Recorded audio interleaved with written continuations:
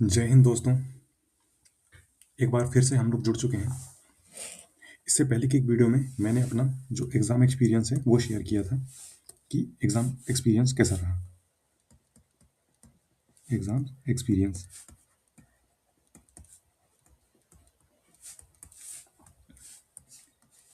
तो इसके पहले की जस्ट वीडियो में हम लोगों ने अभी अपने एग्ज़ाम एक्सपीरियंस की बात करी। अब जो ये नया वीडियो है इसमें हम लोग अब बात करते हैं अपने एग्ज़ाम। एसएससी एग्ज़ाम ख़त्म हो गया। एसएससी एग्ज़ाम ख़त्म हो गया। अब आगे क्या करना है।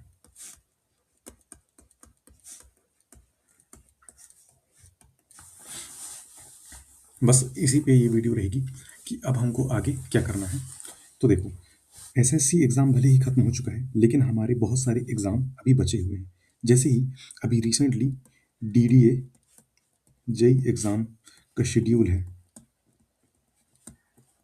वो रिलीज हुआ है, जिसमें हमको ये पता चला है कि कब से कब तक ऐसे डीडीए जेई की एग्ज़ाम है हमारे। उसके बाद हमने जो व्यापम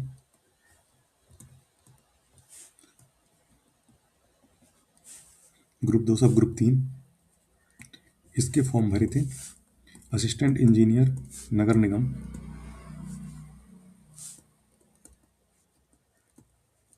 तो इसका भी पेपर हमारा 13 जनवरी से स्टार्ट है। 13 जनवरी से 10-15 दिन चलेगा, तो 13 से 24 जनवरी तक मान लो, तो ये स्टार्ट है। उसके बाद हमारा गेट का एग्ज़ाम, अगर हमने फॉर्म भरा है तो गेट एग्ज़ाम 14 फरवरी को है। उसके बाद आरआरबी जेई, किसी ने अगर फॉर्म नहीं भरा है तो 10 दिसंबर लास्ट डेट है, फॉर्म ज़रूर फिल कर दो और पेमेंट जल्दी कर देना क्योंकि पेमेंट में बहुत दिक्कत आ रही है। तो आरआरबी जेई का अगर हम फॉर्म फिल करते हैं तो आरआरबी जेई का भी हमारा एग्ज़ाम मार्च में उन्होंने लिखा है, तो मार्च में एग्ज़ाम होना है। उसके बाद अभी एमपी पीजीसीएल में भर्ती निकलने वाली है एई की, सिविल की 20 से 30 पोस्ट करीब करीब हैं उसमें, तो उसका एग्ज़ाम भी ये मार्च के आसपास होना है। और एमपीपीएससी एई, इसमें 100 से लेके 150 पोस्ट तक का सुनने को मिल रहा है, इतनी पोस्ट आ सकती है। तो इसका एग्ज़ाम भी अगर होगा तो जून के आसपास इसका एग्ज़ाम कंडक्टेड हो सकता है। तो इतने सारे एग्ज़ाम हमारे लाइन बाई लाइन हैं। अब एसएससी जेई खत्म होने से या एसएससी जेई का एग्ज़ाम खराब होने से, खराब एग्ज़ाम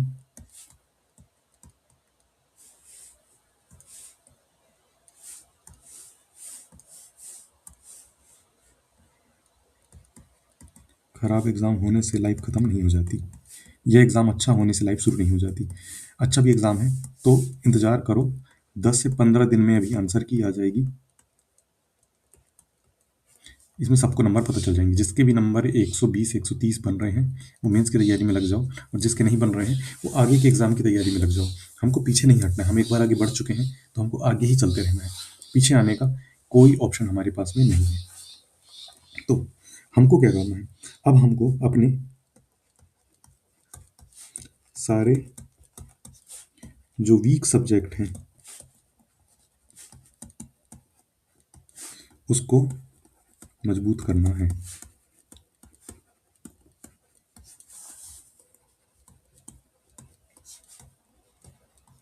वीक सब्जेक्ट हमारे जैसे कि ये सब एग्ज़ामों में जो अभी हमारे रिसेंट एग्ज़ाम होने वाले हैं, इसमें हमारा एक बड़ा कंपटीशन देने वाला जो है वो जीएस का पोर्शन है। तो जीएस आने वाला है और साथ में टेक्निकल, तो इन दोनों पे हमारा ज़्यादा फोकस रहेगा। रीजनिंग और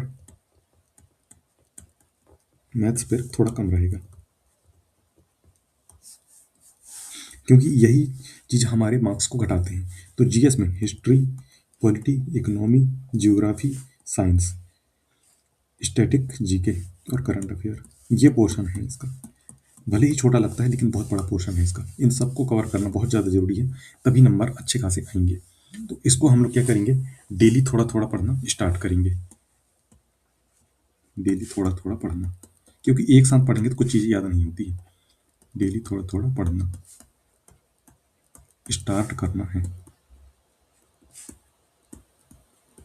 क्योंकि वक्त नहीं है अभी। आज अगर देखा जाए तो 7 दिसंबर हो गया, 1-2 दिन आराम कर लो, घूम लो, अपने माइंड को रिलैक्स कर लो, लेकिन 10 तारीख या 13 तारीख से हम लोग को भिड़ जाना है, क्योंकि 1 महीने बाद जस्ट 13 जनवरी से हमारा एग्ज़ाम स्टार्ट है। तो उस एग्ज़ाम की तैयारी करना हमको ज़्यादा ज़रूरी है। और हमने हमने अगर मान लो व्यापम सब ग्रुप 2 सब ग्रुप 3 जो नगर पालिका निगम एई की पोस्ट अगर नहीं भरी है, तो डीडीए जेई का तो हमारा एग्ज़ाम है ही ना, तो उसके लिए तो हमको पढ़ना ही पड़ेगा, एग्ज़ाम हम छोड़ नहीं सकते। टेक्निकल में टेक्निकल में हमको हमारे जो वीकेस्ट पोर्शन है उसको इम्प्रूव करना है। वीकेस्ट पोर्शन हमारे क्या क्या हो सकते हैं? सबसे पहला वीकेस्ट पोर्शन रहता है न्यूमेरिकल का, तो इसको हमको अपना मजबूत करना है, न्यूमेरिकल प्रैक्टिस करनी है हमको।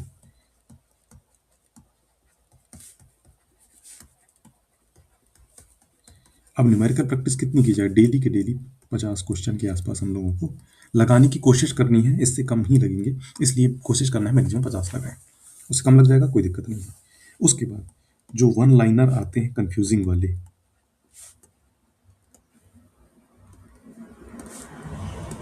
उनको एक अलग कॉपी में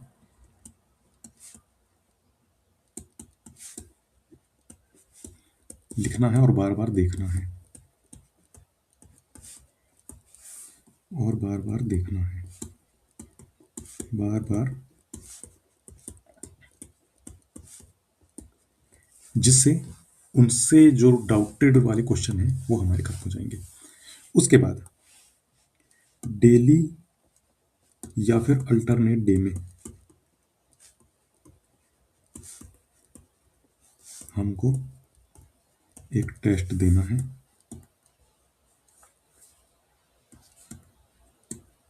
एक टेस्ट देना है।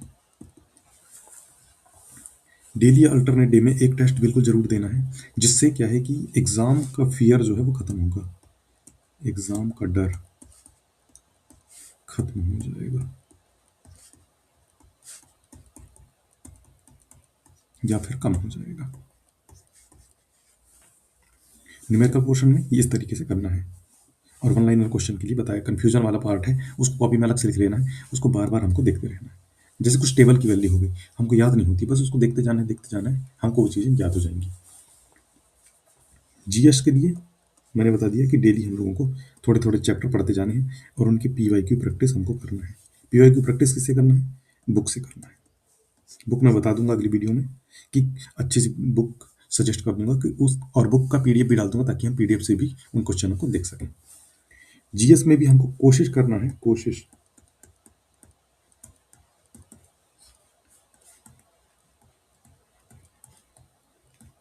टेस्ट देने की। ये टेस्ट वीक में 2 बार चल जाएगा।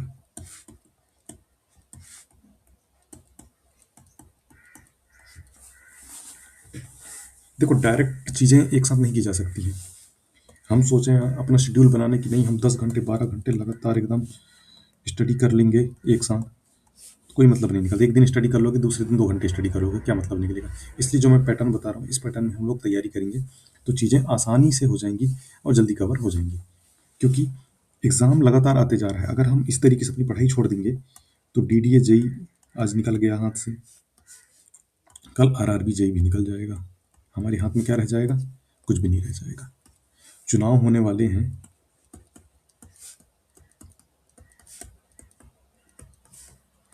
तो इंजीनियरों के लिए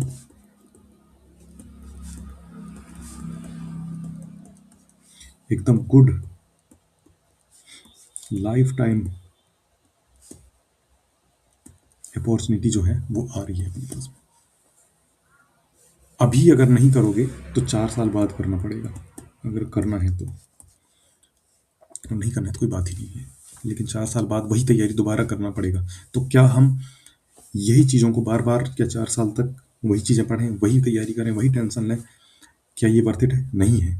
इसलिए हमको क्या करना है, एक बार अच्छे से तैयारी करनी है स्टार्ट, एक बार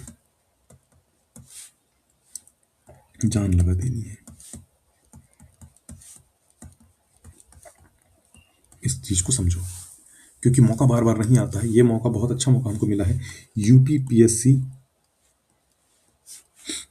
जो पॉलिटेक्निक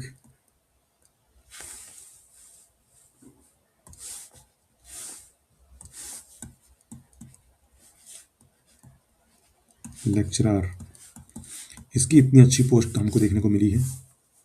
भले ही वैकेंसी कम है, लेकिन क्या पता वैकेंसी बढ़ जाए तो क्या कर लोगे? तैयारी हाथ में नहीं रही तो कोई ऑप्शन नहीं बचेगा। कितनी अच्छी वैकेंसी हमको मिली है, एकदम लेवल 2 की जॉब,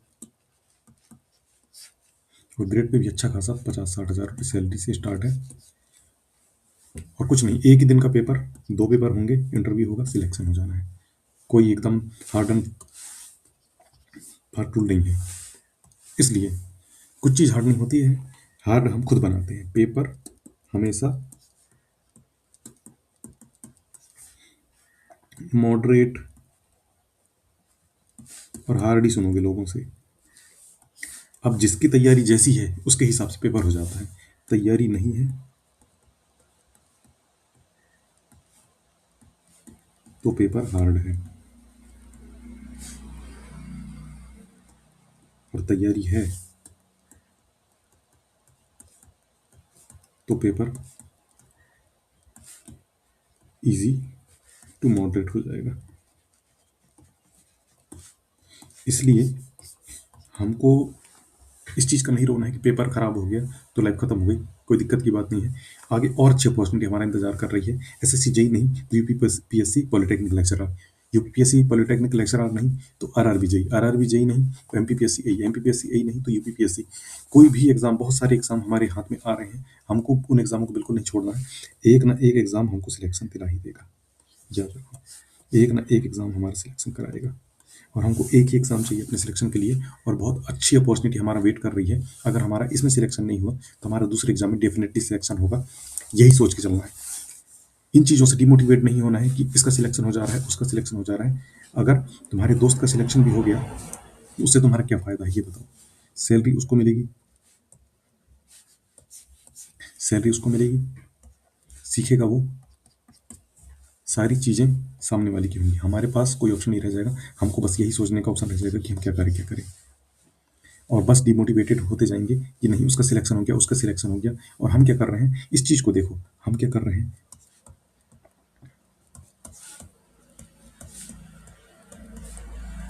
यही हमारा सिलेक्शन डिसाइड करता है,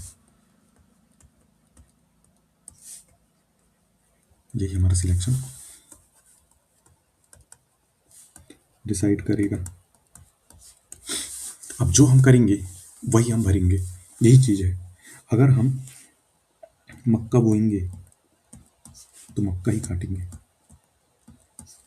चना बोएंगे तो चना ही काटेंगे। ऐसा तो नहीं हो सकता कि मक्का बोएं और गेहूं काट लें, या फिर चना बोएं और फिर गन्ना काट लें। ये हो सकता है क्या, बताओ? नहीं हो सकता है ना, पॉसिबल नहीं है। तो इसी तरीके से जो आदमी मेहनत करेगा, जो टेस्ट देगा, और जो कन्फ्यूज़न वाली चीज़ों को बार बार देखा होगा, वो एग्ज़ाम में फोड़ कर आएगा। एग्ज़ाम में नंबर हमको लाने हैं 70% के आसपास नंबर, बस। कोई भी एग्ज़ाम हो, हमारे सिलेक्शन पक्का है। बस यही सोच के चलो। टेस्ट में भी 70% नंबर आ रहे हैं तो खुश रहो। डिमोटिवेटेड नहीं होना है कि 100 क्वेश्चन आए हैं तो मुझे 100 में 100 ही बनाने हैं। मैं इतनी तैयारी कर रहा हूँ, 100 क्वेश्चन क्यों नहीं बने? 100 में 100 कभी किसी को नहीं बनेंगे। 100 में 100 सही भी नहीं होते हैं, कुछ क्वेश्चन तो गलत भी हो जाते हैं, क्वेश्चन डिलेटेड भी होते हैं। अभी एसएससी के बहुत सारे क्वेश्चन डिलेट होंगे। तो इन चीज़ों को नहीं सोचना है। हमारे हाथ में क्या है, इस चीज़ को देखना है। हमारे हाथ में हमारी तैयारी है,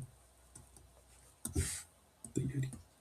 तो बस उसी तैयारी पे लगे रहना है, जुट जाना है, बढ़ते रहना है। और ये जो हमारा सिलेक्शन का ग्राफ है, यहाँ पे है सिलेक्शन, और यहाँ पे, यहाँ यहाँ यहाँ यहाँ जहाँ भी हम लोग अभी हैं, यहाँ तक पहुँचने के लिए बस एक कदम बढ़ाना जरूरी है, यहाँ 2 कदम बढ़ाना जरूरी है, 3 कदम, 4 कदम। 4 कदम दूरी पर हमारी सफलता बैठी हुई है। अब ये हमारी जिम्मेदारी है कि हम उस सफलता को कितनी जल्दी प्राप्त करते हैं। अगर हम जल्दी प्रैक्टिस करेंगे, जल्दी कोशिश करेंगे, जल्दी पढ़ाई करेंगे, जल्दी चीज़ें हमको याद रहेंगी, जल्दी चीज़ें हमको क्लिक कर जाएंगी, तो हमारा सिलेक्शन जल्दी हो जाएगा। चीज़ें हमको लेट करेंगे, क्लिक लेट हम तैयारी स्टार्ट करेंगे, चीज़ों को छोड़ते जाएंगे तो चीज़ें लेट हो जाएंगी, टालते जाएंगे तो टालते ही जाएगा सब चीज़। तो याद रहे, हर किसी का सिलेक्शन हो रहा है तो इसी बेसिस पे हो रहा है। कोई लक, कोई फैक्टर, कोई किस्मत वाली बात नहीं होती है। पहले आती है मेहनत, मेहनत के बाद आता है लक। मेहनत क्या उस लेवल की है ये बताओ। अगर मेहनत उस लेवल की है तो लक भी साथ देता है, मेहनत उस लेवल की नहीं है तो कोई लक साथ नहीं देता है।